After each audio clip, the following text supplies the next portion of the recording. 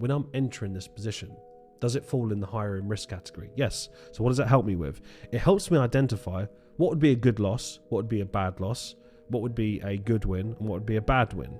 Most of you guys don't know that with your strategy. Even when you just trade one pair, you got no idea whether it's a good loss, bad loss. You just see everything as a loss and a win, and that's why you're losing. You've got no way to quantify or qualify whether these trades are good or not. So what happens with this trade?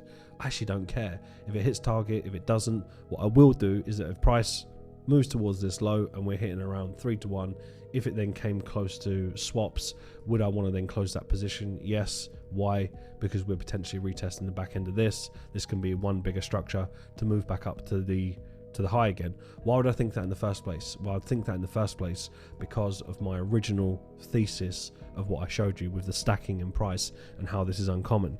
You see my point? Going back to it, why am I not stressed whilst I'm trading? Is because I know from data, how does price usually behave?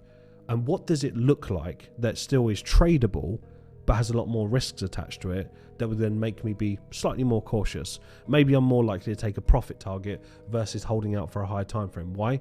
Because it doesn't have the key ingredients that make up the majority of successful trades. That's why I'm not stressed, because I cover these variables and I'm aware of them.